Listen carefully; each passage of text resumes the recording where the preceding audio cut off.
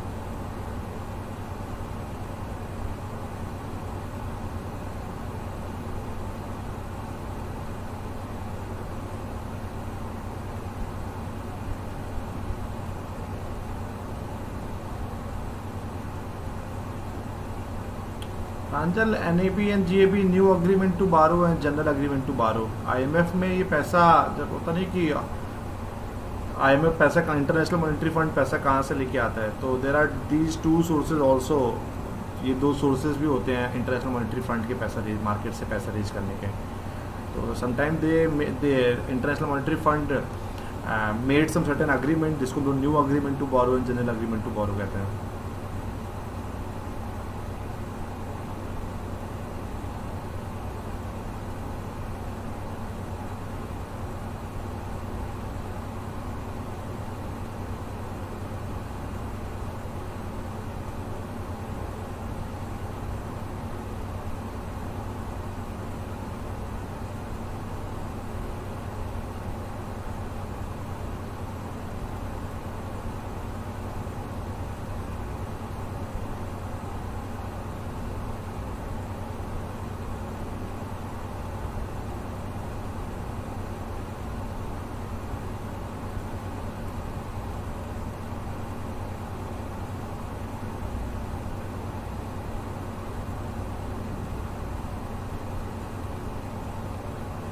चलो हम लोग स्टार्ट करते हैं, बहुत टाइम नहीं खराब करना है, थोड़ा सा पढ़ाएंगे उसके बाद।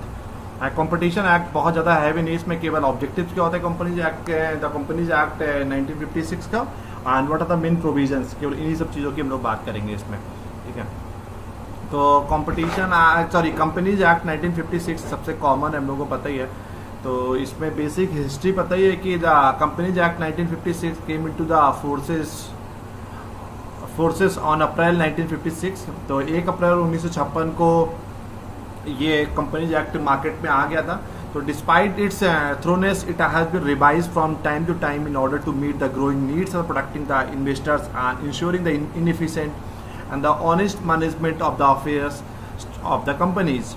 तो ठीक है, तो कहीं ना कहीं उन्होंने कंपनीज एक्ट को बहुत बार टाइम टू टाइम इसको क्या करा है, अमेंडमेंट किया है, ताकि जो भी मार्केट की नीड है, जो भी मार्केट को प्रोटेक्ट करने के लिए जो भी एक नीड्स पड़ती रही, क्योंकि 1956 से लेकर आज तक की उन्होंने देखा कि बहुत ज़्यादा मार्केट चेंज हो गया है।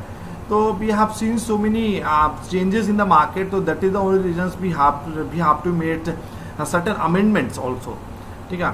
तो इसमें क्या होगा कि the companies is a voluntary association of the individual form to carry on the business to earn profit for the non profit purposes. तो हम लोग ये कंपनीज बनाते हैं क्योंकि sometimes we have some certain profit motives and sometimes we have some certain non profit motives, ठीक है। तो इन्हीं सब चीज़ों के लिए हम लोग कंपनीज बनाते हैं। तो द मेन मुद्दा क्या होता है इसका हमारा, ठीक है। तो मेन हमारा मोटो इसमें हो गया कि कंपनीज एक्ट में जो भी पॉलिसीज हैं उनको कैसे हम लोग प्रोटेक्ट कर सकें, इन सब चीज़ रिगार्डिंग इस चैप्टर में पढ़ेंगे। तो इसमें पहला कंपनी हम लोगों को पता ही क्या होता है कि इसमें देखिए एज पर द सेक्शन 3(1) कि according to section 3(1)(a) of the companies act 1956, ठीक है। तो उसमें क्या, company means a company formed and registered under this act और existing company as defined in clause 2 ऑफ सेक्शन 3। क्लॉज 2 क्या कहता है कंपनीज एक्ट का कि an existing company means a company formed and registered under any previous companies law, ठीक है। तो कंपनी एक वो है या तो पहले से ही company as per the clause 2 की हम लोग बात करेंगे, जो ऑलरेडी कंपनीज रजिस्टर्ड है किसी प्रीवियस किसी पुराने कंपनीज लॉ के अंतर्गत। तो कंपनी एक नॉर्मली हो गई कि एक कंपनी हम लोगों ने फॉर्म किया जहाँ पे 2 या 2 से ज़्यादा लोग मिलकर एक आपस में काम कर रहे हैं to achieve some common goals, उसको हम लोग कंपनी कहते हैं। तो this act is all about to provide the elaborate provisions for the formation of a company including registrations और the incorporation which is the primary part of the formation, ठीक है। तो इस एक्ट से हम लोगों को ये एक्ट क्या है, ये एक्ट में ये है कि कंपनी रजिस्ट्रेशन कैसे होगा, इनकॉर्पोरेशन कैसे होगा, तो कंपनी के राइट्स क्या होते हैं, कंपनीज के प्रोविजंस क्या हैं, कंपनीज की ड्यूटीज क्या होती हैं, कंपनीज को हम लोग मार्केट में प्रोटेक्ट कैसे कर सकते हैं। तो ये एक्ट में इन सब चीज़ों के बारे में पढ़ेंगे। तो वंस द रजिस्ट्रेशन और द इनकॉर्पोरेशन इज कंप्लीट, एक बार आपका कंपनी का रजिस्ट्रेशन और इनकॉर्पोरेशन कंप्लीट हो जाएगा, तो the register of the company issues a certificate of the incorporation and once the certificate is issued the company becomes a body corporate, simple.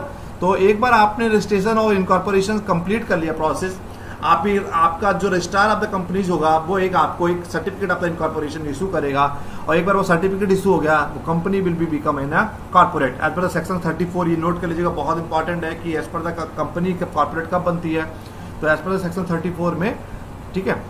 तो therefore a company means registered body and body corporation according to the act. There are many other types of company also, ठीक है।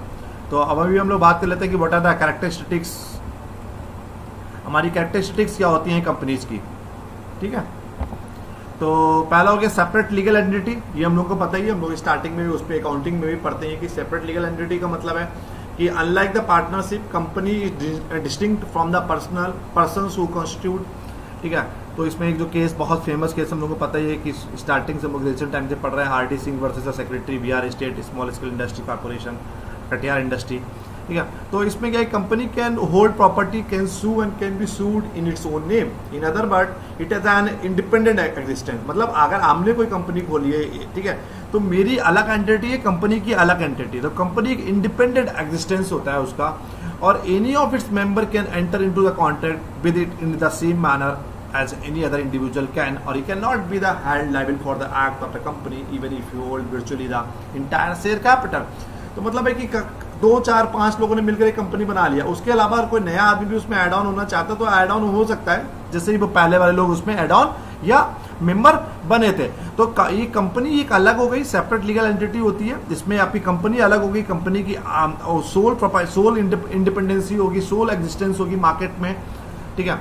तो the companies money and property belongs to the company not to the shareholder, मतलब जितने लोग भी share holder हैं उसमें share holder का कुछ पार्ट होगा, शेयर्स होगा, बट कंपनी की जितनी मनी है, कंपनी का जितना पैसा है, कंपनी का जितनी कैपिटल है, जितनी प्रॉपर्टी है, which is actually belongs to the company, वो कंपनी के नाम पर होगा, ठीक है।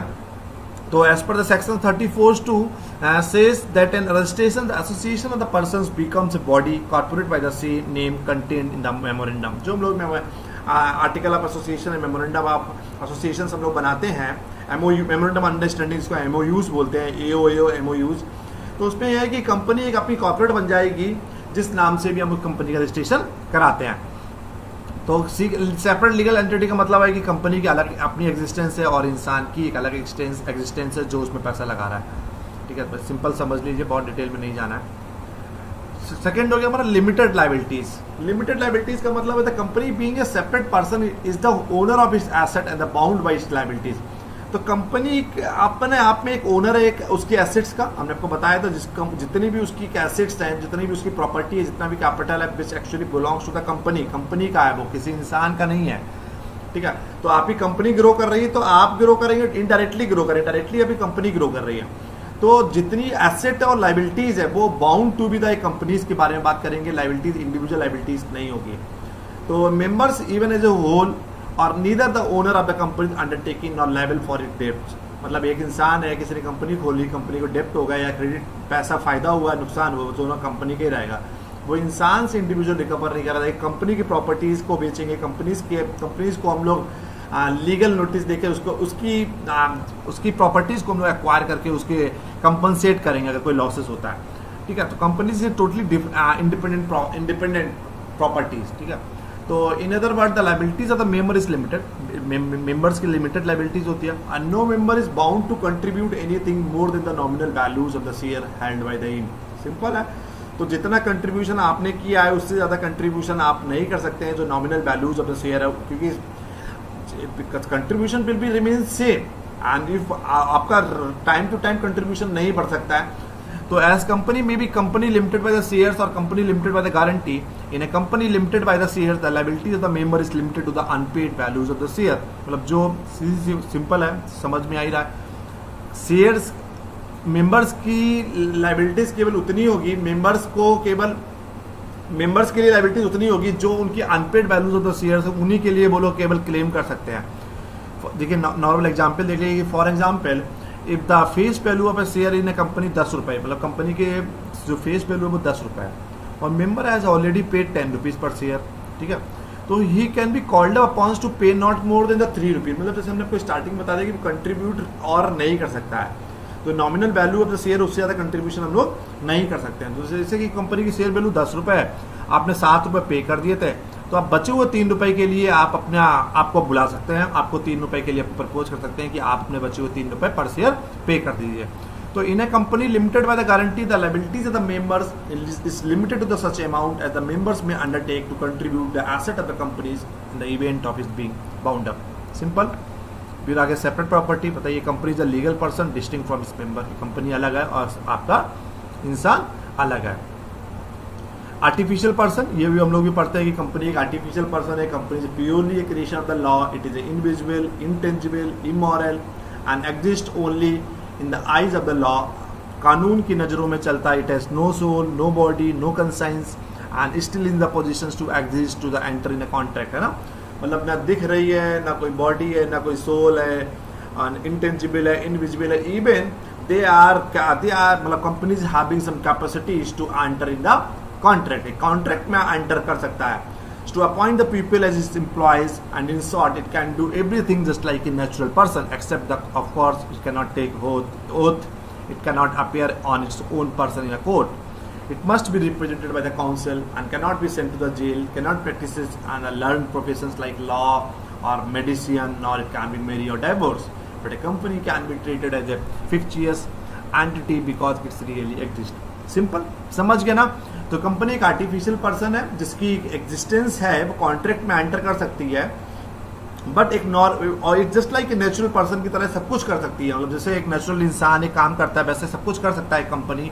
But there are very few things, इसमें हम लोग बात करते हैं जो हमने लास्ट में बोला भी है कि it can not take oath और it can not be appear on its own person in a court. मतलब अपने आप खुद भी कोर्ट में अपीयर नहीं हो सकता। अगर कोई लीगल केस हुआ, आपको कोई ना कोई सर्टेन रिप्रेजेंटेटिव चाहिए होगा, वो आप कंपनी को वो रिप्रेजेंट करेगा, ठीक है। तो it can not be sent to the jail. Simple सी बात है, कोई टेंजिबल चीज़ ही नहीं तो उसको जेल और एक नॉर्मली उसको कुछ वैसे उसको रिएक्ट नहीं कर सकते। Company is an artificial person. In next हो गया कि इनकॉर्पोरेटेड एसोसिएशंस।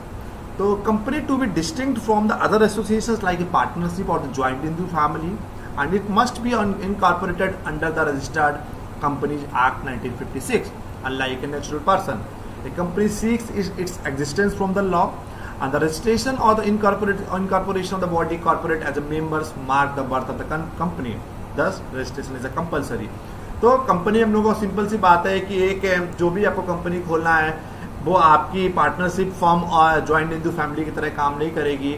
आपको जो कंपनीज एक्ट 1956 1956 है उसके तहत, उसके कानून के तहत, उसके नियमावली के आपको तहत काम करना पड़ेगा। Perceptual succession is a common see. The company being an artificial person cannot be incapitalized by the illness. It doesn't have an allotted span of life. The death, insolvency or retirement of its member leave the company unaffected. In the case of the company, it may be said that members may come, members may go, but the company goes on forever. मतलब पता ही है, आदमी आएगा, आदमी जाएगा, employees आएंगे, employees जाएंगे, मालिक चेंज होगा, सीईओ चेंज होगा, टॉप लेवल एग्जीक्यूटिव चेंज होते रहेंगे, but company will be remain forever. There will not be any change. Death नहीं होगा, इंसॉल्वेंट हो सकती है, बस ये है कि कहीं ना कहीं आपकी कंपनी विल बी द होता ही है। नॉर्मली हम लोग उसकी रिलायंस ग्रुप की बात करेंगे, धीरू भाई अंबानी ने चलाया, उसके बाद अभी मुकेश अंबानी चला रहा है, उनका बेटा आकाश अंबानी चलाया। तो कहना company is an ongoing process, its a perceptual succession. We can not retire, we can not death can not be possible for the companies. तो during the war all the members of the one private company while on a general meeting were killed by a bomb but the company survived, not even a hydrogen bomb और could have destroyed it. मतलब किसी भी चक्कर में कोई भी घटना हो जाए, कंपनी खत्म नहीं हो सकती है। Companies life is determined by the term of इस मेमोरेंडम एसोसिएशन। तो एमओएज में या एमओयू जो मेमोरेंडम अंडरस्टैंडिंग की बात करेंगे, मेमोरेंडम ऑफ एसोसिएशंस की बात करेंगे, उसमें जो टर्म हमने डिफाइन कर दिया तो उस कंपनी की लाइफ उतनी हो जाएगी। तो company is an ongoing process. तो नॉट ए सिटीजन, पहले बात करते हैं कि company is a legal person having the nationality and the domicile, it is not a citizen. तो एक सिटीजन नहीं है लेकिन उसकी एक राष्ट्रीयता है, उसका एक पता है कि कंपनी रजिस्ट्रेशन कहाँ पर कराया है, कंपनी कहाँ से बिलोंग करती है। फिर transferability of the shares, yes, since the business is separate from its members in a company form of the organization, it facilitate the transfer of the members interest. तो ट्रांसफर ऑफ मेंबर हो सकता है। In the joint stock companies were established, the great object was that the shares should be capable of being easily transferred। तो अब shares हम लोग एक जगह से दूसरी जगह ट्रांसफर कर सकते हैं, ठीक है। अब बात करते हैं कि ये तो हमारे कैरेक्टरिस्टिक्स हो गई ना। अब हम लोग बात करते हैं कि what are the important types of the companies, किस कौन कौन से तो महत्वपूर्ण प्रकार की कंपनीज होती हैं। तो लाइबिलिटीज हो गई, मोड ऑफ द इनकॉर्पोरेशन हो गया, ओनरशिप हो गया एंड जुडिकेशन ऑफ द फंक्शनिंग हो गया। तो मेनली 4 टाइप की कंपनीज हो गई। तो पहला हमारा हो गया classification of the companies on the basis of liabilities, liabilities के बेसिस पे कंपनी, ठीक है। तो on the basis of the liabilities से इनकॉर्पोरेटेड कंपनी में इधर भी company limited by the shares, company limited by the guarantee और अनलिमिटेड कंपनी, ये हम दोनों स्टार्टिंग में आपको बता चुके हैं। तो अगर हम लोग लाइबिलिटीज के बेसिस पे कंपनी का क्लासिफिकेशन कर रहे हैं, लाइबिलिटीज के बेसिस पे कंपनी फॉर्म कर रहे हैं, तो हम further we can divide on the basis of these 3, company limited by the shares, shares के बेसिस पे लिमिटेड कर लिया, लिमिटेड बाय द गारंटी के बेसिस पे कर लिया और अनलिमिटेड कंपनी कर दिया। तो लिमिटेड बाय शेयर्स हमको पता ही है कि ये company in which the liability of the members determined on the basis of the amount if any remaining unpaid on the shares held by them stumped as a company limited by the shares. Such companies are popularly known as a limited liabilities partnership. So the liability of the membership is limited to the extent of the nominal values of the share held by them. If a member has paid the full amount of the share, then his liabilities shall be nil. तो हमने आपको starting ही बताया था कि आप अपना contribution बढ़ा नहीं सकते, तो nominal value of the share है उसके अकॉर्डिंगली आपका कंट्रीब्यूशन चलेगा। बट आपने अगर शेयर्स वैल्यू की, अगर फेस वैल्यू शेयर की 10 रुपए है और आपने 8 रुपए पेड कर दिया है, तो कंपनी आपको 2 रुपए के लिए कॉल कर सकती है कि you can contribute 2 rupees more in a company. तो कंपनी लिमिटेड बाय शेयर्स का मतलब है जो जितने लोग भी मेंबर्स हैं वो उनकी लिमिट, इसको लिमिटेड लाइबिलिटी पार्टनरशिप हम लोग कह सकते हैं, ठीक है। तो इसमें क्या होगी कि जो लाइबिलिटीज है वो हमारी on the basis of amount, जिसके पास जितना अमाउंट बचा हुआ है उसके बेसिस पे हम उसकी लाइबिलिटीज को डिक्लेयर करेंगे। अब बात करते हैं हम लोग company limited by the guarantee. Sections 12B of the act provide that company having it the liabilities of its own members limited by the memorandum to such amount as the members may respectively undertake to contribute to the asset of the company in the event of his being bound up stamped as a company limited by the guarantee। मतलब जो भी आपने memorandum of understanding या memorandum of association में certain amount की बात किया था वो आपको पे करना पड़ेगा। जो आपने गारंटी लिया था कि एक certain period of time I make it the payment, वो आपको पर्टिकुलर गारंटी को आपको मैच्योर करना पड़ेगा, आपको पैसा वो पे करना पड़ेगा। फिर थर्ड हो गया हमारा unlimited company. Unlimited company is all about, sorry, तो unlimited company is all about a company where the liabilities of the member is unlimited. जो मेंबर्स की लाइबिलिटीज वो अनलिमिटेड होती हैं। There is no limit on the liabilities of the member stumped as a unlimited company. जब companies के लोगों की, जो मेंबर्स की लाइबिलिटीज अनलिमिटेड होती हैं उसको हम लोग क्या कहते हैं, unlimited company. The members of such companies में बी रिक्वायर्ड टू पे company losses from their personal property. याद रखिएगा जब ऐसी कंपनी हम लोग फॉर्म करते हैं तो अगर कंपनी को कोई लॉस हुआ तो एक मालिक को, मेंबर्स को अपनी प्रॉपर्टी, पर्सनल प्रॉपर्टी से कंपनीज के लॉसेस को बियर, कंपनीज के लॉसेस को कंपनसेट करना पड़ेगा। तो पहला था हमारा on the basis of liabilities में, तीनों हो गए। अब नेक्स्ट हम लोग बात करते हैं classification of companies on the basis of mode of incorporation. हम लोग इनकॉर्पोरेशन के बेसिस पे अभी हम लोगों ने 3 भागों में, 3 पार्ट में डिवाइड कर रखा है। एक हो गई रॉयल और chartered companies, statutory companies, registered company under the act 1956। आपके रॉयल और चार्टर्ड कंपनीज कौन सी होती हैं कि मतलब ये सबसे पुरानी फॉर्म होती है कंपनीज फॉर्म करने की। It is the true sense used to be the form in the great Britain by the royal charter, that is the special order of the king और queen for the time being occupying the throne. In India, we don't find such type of company. The East India Company, the most significant example of the chartered companies formed in the 1600th century. ठीक है, तो एक किसी मालिक ने कह दिया तो आपको ईस्ट इंडिया कंपनी का एग्जाम्पल याद रखिएगा। सबसे पुरानी फॉर्म कंपनीज फॉर्मेशन का क्या है, रॉयल और चार्टर्ड कंपनीज। सिंपल।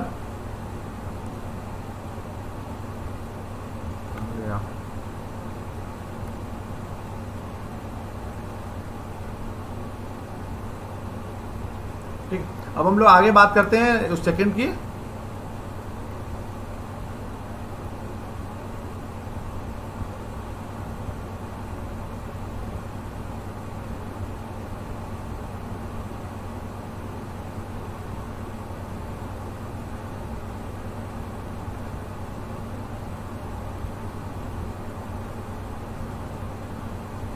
हाँ सॉरी, तो अब हम लोग बात करते हैं statutory company. Royal chartered companies हो गया। हम लोग सेकंड हम लोग बात करते हैं स्टेचुरी कंपनीज की। Statutory companies or such companies have nowadays become very popular all over the world, even the India also.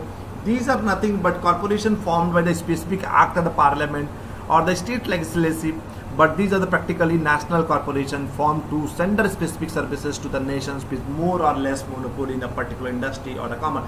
मतलब जो सरकारी कंपनी होती हैं उनको हम लोग स्टेचुरी कंपनीज बोल सकते हैं। कहीं ना कहीं प्रदेश विधानसभा स्टेट लेजिस्लेचर से या पार्लियामेंट से कानून पास करके जिन कंपनीज को हम फॉर्म करते हैं उनको हम लोग स्टेचुरी कंपनीज बोलते हैं।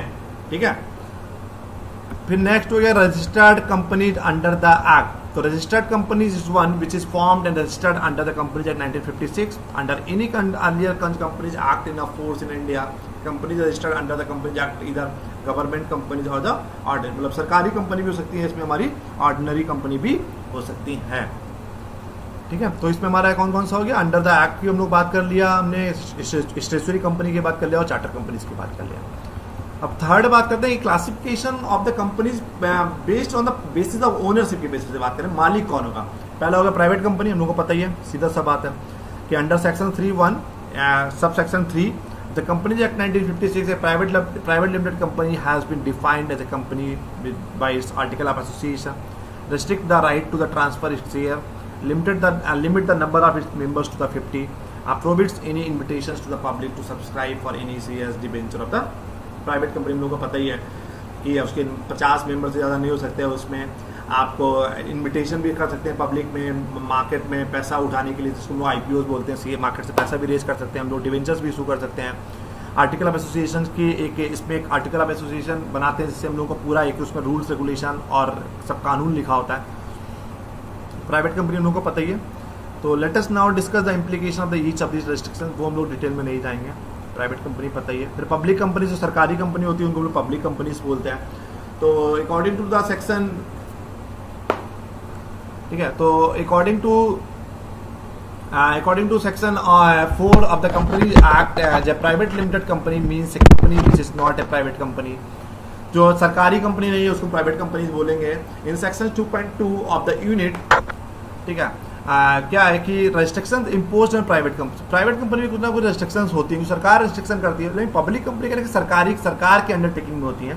तो thus it can be said that a public company is one the article of which don't contain these restrictions। जो restrictions, जो रुकावटें अभी प्राइवेट कंपनी में होती हैं पब्लिक कंपनीज में नहीं होती हैं। तो सरकारी कंपनी जो होती है उनको हम लोग पब्लिक कंपनीज बोलते हैं, जहाँ सरकार की अंडरटेकिंग 50% से ज़्यादा होती है। अब हम लोग बात करते हैं differences between the private company. जब लोग प्राइवेट कंपनी पब्लिक कंपनीज को डिफाइन कर रहे हैं यहाँ पे, पहले हम लोग मिनिमम नंबर की बात करते हैं। तो for the formation of the public company you require at least 7 members, while the minimum number of the members required for the forming private company only 2। तो आपको प्राइवेट कंपनी खोलना है तो आपको 2 आदमी चाहिए मिनिमम। भाई सरकारी कंपनी खोलना है तो आपको मिनिमम 7 इंसान, 7 लोग चाहिए। ये नोट कर लीजिएगा पॉइंट। भाई मैक्सिमम नंबर की बात करेंगे, सरकारी में कोई रेस्ट्रिक्शन, सरकारी में कोई भी कानून नहीं होता है, कितने भी मेंबर हो सकते हैं, पर प्राइवेट में 50 से ज़्यादा इंसान, 50 से ज़्यादा मेंबर नहीं हो सकते हैं। Name, the name of the public company limited by the shares or the guarantee must end with the Burke Limited, public limited company. Whereas the name of the private limited company by shares or guarantee must end with the private limited। देखना कि ABC private limited या जो सरकारी company होती है Indian oil या जो भी एक हमारी गवर्नमेंट कंपनी है वो तो पब्लिक लिमिटेड लिखा होता है हमारा, ठीक है। ONGC हो गया हमारा, IOCL हो गया, जहाँ पर सरकार का अंडरटेकिंग होता है। फिर हमारा हो गया transferability of the shares of public company are free transferable, where in the private company right the transfer of share is restricted by the article of association. तो इसमें हम लोग आर्टिकल ऑफ एसोसिएशन में अगर आपने डाल दिया तभी हम शेयर ट्रांसफर कर पाएंगे प्राइवेट कंपनीज में, अदरवाइज प्राइवेट कंपनी में शेयर ट्रांसफरेबल हम लोग नहीं कर सकते हैं। बट कहीं ना कहीं हम लोग सरकारी कंपनीज में इजीली फ्रीली होता है share transfer of share from 1 person to the other person. फिर आता है इन्विटेशन टू द पब्लिक। तो public company after issuing a prospectus और a statement in lieu of the prospectus invite the general public to subscribe for its shares और debenture, but a private company cannot invite publics to the subscribe for shares or debenture. It articles prohibited for any such invitations to the public। ठीक है, तो अगर आपने article of associations में लिख दिया है तो हम लोग इनवाइट नहीं कर सकते हैं।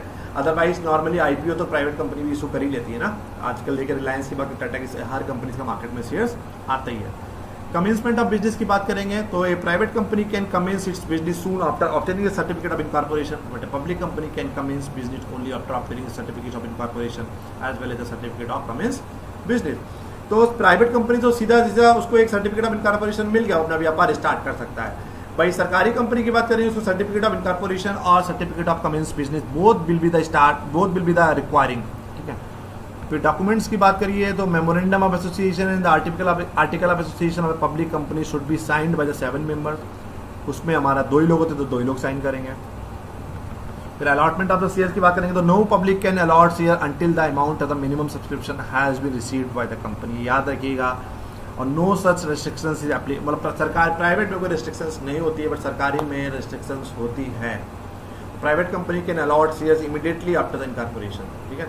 कोई शेयर वारंट की बात करेंगे, स्टेचुरी मीटिंग की बात करेंगे, डायरेक्टर्स की बात करेंगे, वो आप लोग इसको स्क्रीनशॉट ले लीजिए, देख लीजिएगा, और डिटेल में हमको इसमें नहीं जाना है। तो अभी तक किसी को कोई डाउट हो तो प्लीज़ पूछ लीजिएगा बीच में, ठीक है।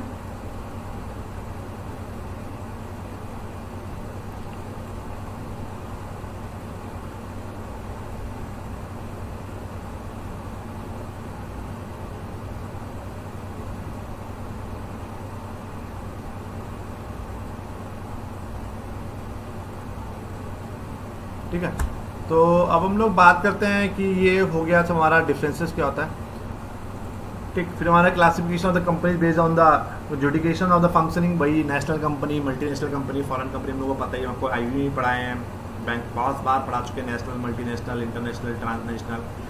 तो नेशनल, मल्टीनेशनल, फॉरेन कंपनी हम लोगों को पता ही है, ठीक है।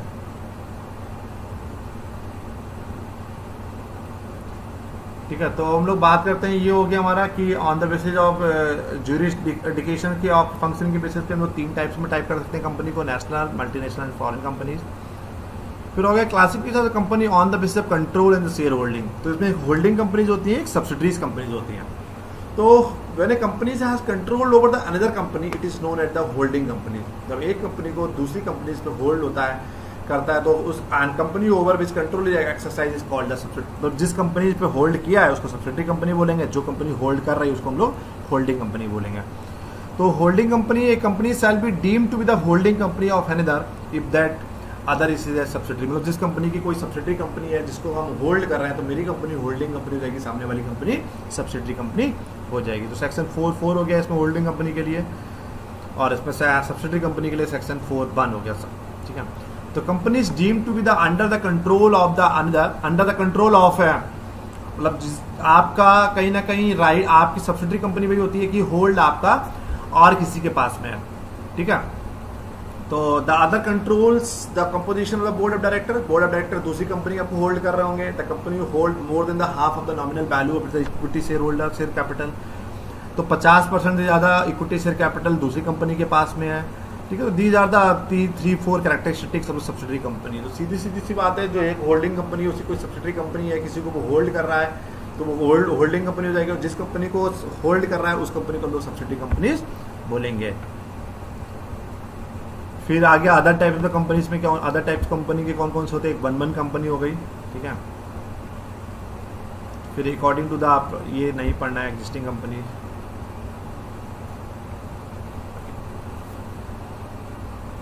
ठीक। तो नेक्स्ट हम लोग इसमें बात करते हैं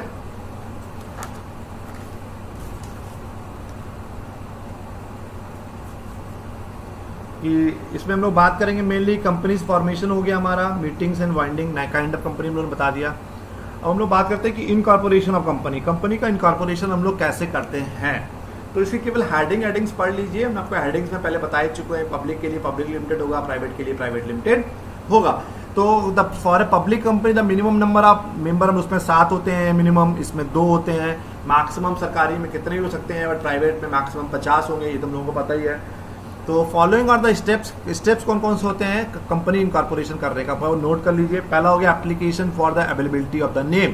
पहले आपको नेम अवेलेबिलिटी होनी चाहिए, एक नाम की 2 कंपनी नहीं होगा, ठीक है। तो पहले हम लोग अप्लाई करना पड़ेगा नेम चेकिंग के लिए, नेम की अवेलेबिलिटीज के लिए। दूसरा हो गया फाइलिंग इन अ डॉक्यूमेंट, अब हम लोग डॉक्यूमेंट्स फाइल करेंगे। फिर थर्ड हो गया payment of the stamp duty and the filing fees, जो भी एक स्टैम्प ड्यूटी जिसमें पड़ रहा है वो पे करना पड़ेगा। ऑथराइज शेयर कैपिटल आप 1 लाख रखना है, 5 लाख रुपए रखना है, और जो फाइलिंग फीस है वो देना पड़ेगा, थर्ड स्टेप हो गया। फोर्थ हो गया हमारा declaration of the compliances of act and rule, जो हम लोग उसमें एक्ट और रूल्स रेगुलेशन की बात करेंगे, कंप्लायंसेस की बात करेंगे, उनको डिक्लेरेशन देना पड़ेगा। फिर हो गया हमारा additional requirement, in case requirement are to be complied with the additional requirement. ठीक है, तो सरकारी कंपनीज में कुछ एडिशनल रिक्वायरमेंट होती है कि list of the person who have consented to act as a director. ठीक है, जो मतलब जो डायरेक्टर बनने हैं उनके कंसेंट आपको पास चाहिए होगा। Return consent of the directors to act in that capacity, आपको जो भी डायरेक्टर उनकी रिटर्न कंसेंट चाहिए होगा, एक अंडरटेकिंग चाहिए होगा। ठीक है, फिर नेक्स्ट हो गया कि सर्टिफिकेशन ऑफ द इनकॉर्पोरेशन और रजिस्ट्रेशन, फिर आपको एक बाद में एक सर्टिफिकेशन ऑफ द इनकॉर्पोरेशन मिल जाएगा। तो कौन कौन से स्टेप्स हैं हमारे कंपनी इनकॉर्पोरेशन का दोबारा बता रहे हैं। पहले नेम अप्रूवल होगा, फिर डॉक्यूमेंट्स फाइलिंग होगा, फिर पेमेंट करना पड़ेगा स्टैम्प ड्यूटी का, और फीस जो जितनी फीस है उसको पे करना पड़ेगा। फिर declaration of the compliances of act and rule की बात करेंगे।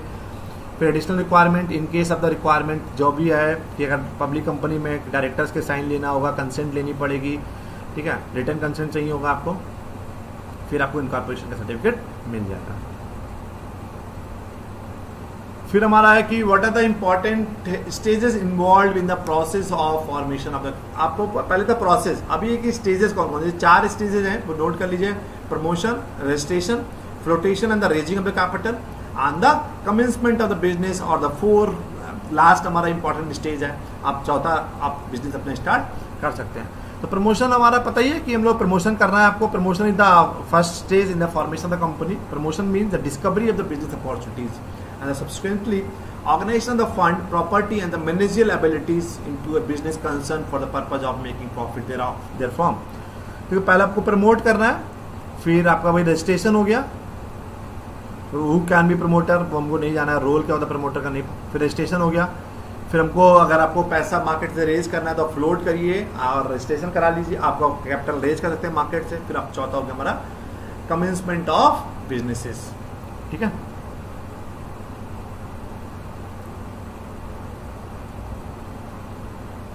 तो this is all about the basics है हमारा, इसमें कंपनी एक्ट में आपको इतना ही पढ़ना है।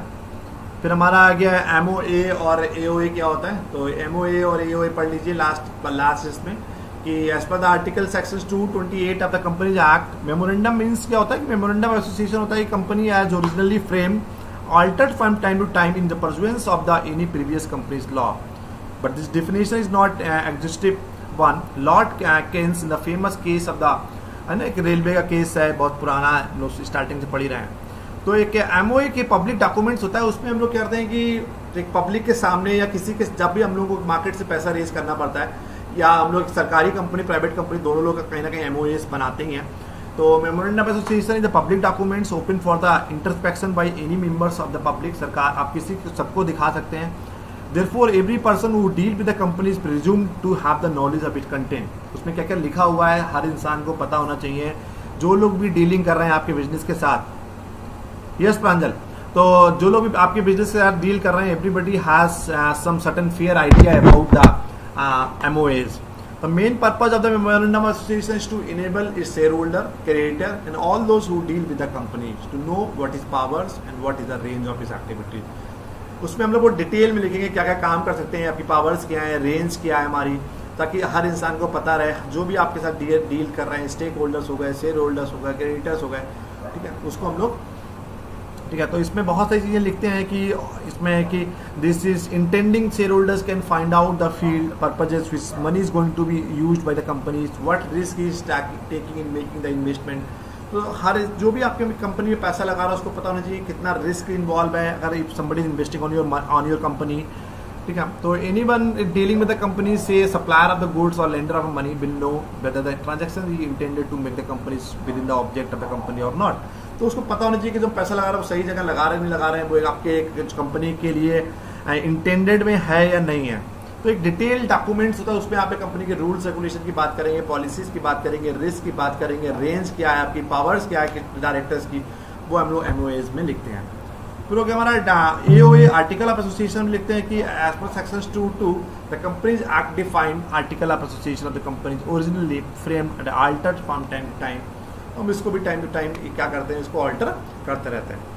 तो the article of association the company are the rules and regulation related to the management of its internal affair, मतलब इंटरनल अफेयर्स की बात करते हैं हम लोग। तो इसमें हम लोग जो बोर्ड ऑफ डायरेक्टर्स उनकी आपस की क्या पॉलिसीज रहेंगी उसके बारे में हम लोग एओएस में लिखते हैं। तो there are similar to the partnership deed partnership deed. In a partnership, the memorandum define the area beyond the which the company cannot act, while the article contain the rules and regulation for carrying out the business of the company. Thus, the article is subordinate, controlled by the memorandum. ठीक है, तो memorandum of association है, उसमें हम लोगों को पता है कि कंपनी इसके बाद, इसके बियॉन्ड नहीं जा सकती, उसकी रेंज कितनी, उसकी क्षमता कितनी, उसकी कैपेसिटीज कितनी, उसकी पावर कितनी है। भाई अगर हम लोग इंटरनल बिजनेस प्रोसेस की बात करेंगे, इंटरनल बिजनेस रूल्स रेगुलेशन की बात करेंगे कि आपस में प्रॉफिट शेयरिंग क्या होगा, डिसीजन हम लोग कैसे लेंगे, अगर आगे इन फ्यूचर में डिसीजन लेना है, बिजनेस का एक्सपेंशन करना है, तो हम लोग आर्टिकल ऑफ एसोसिएशन में लिखते हैं। तो article of association embody the power of directors, directors की क्या पावर है, ऑफिसर्स हो गए, share holders as to voting etcetera, voting rights की बात करेंगे। The mode and the form with the business of the company is to be carried out and the mode, ठीक है। तो ये एक इंटरनल रूल्स रेगुलेशन की बात हम लोग आर्टिकल ऑफ एसोसिएशन में करते हैं। मेमोरेंडम ऑफ एसोसिएशन में हम लोग रेंज की बात करेंगे, क्षमता की बात करेंगे, कैपेसिटीज की बात करेंगे, पावर्स का बात करेंगे, ठीक है। तो डिफरेंसेस तो सिंपल सी बात है, अगर दोनों पता तो डिफरेंसेस हम लोग निकाल ही लेंगे। प्रोस्पेक्टस हम लोग के सिलेबस में नहीं है, तो आपको कंपनीज में मेनली यही पढ़ना है, बहुत ज़्यादा डिटेल में नहीं जाना है। कंपनी एक्ट 1956 में कंपनी के टाइप क्या क्या होते हैं, कि कैरेक्टरिस्टिक्स क्या है, टाइप्स क्या है, प्रोसीजर क्या है, स्टेजेस क्या है, इनकॉर्पोरेशन हम लोग कैसे करते हैं, ठीक है।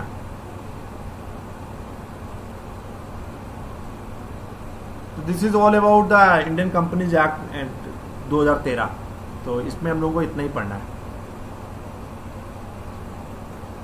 कंपनीज एक्ट को हम लोग कई बार अमेंडमेंट किया है 1956 के बाद, कई टाइम टू टाइम हम लोग एक्ट कर ही चुके हैं, ठीक है।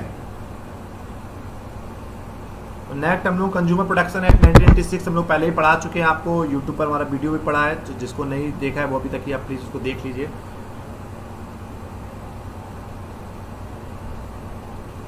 तो हम लोग आज से क्लास खत्म करते हैं। तो अगर किसी को कोई डाउट तो प्लीज़ आप व्हाट्सएप से पूछ लीजिएगा। और कल हम लोग स्टार्ट करेंगे competition act, information technology act और RTI, 2-3 एक्ट और रखे हैं। तो बाय द टुमारो कल हम लोग 2 घंटे का क्लास करके इसको पूरा कल खत्म कर देंगे हम लोग कल बिजनेस लॉ। तो हम लोग का अराउंड 90% सिलेबस कवर हो चुका है कॉमर्स वालों का, और मैनेजमेंट में तो हमने मैक्सिमम ऑलमोस्ट 100% सिलेबस कंप्लीट करा दिया है। इसके बाद हम लोग इनकम टैक्स से कुछ टॉपिक टच करेंगे, इनकम टैक्स के टॉपिक्स लास्ट 2-3 दिन में कंप्लीट करने की कोशिश करेंगे।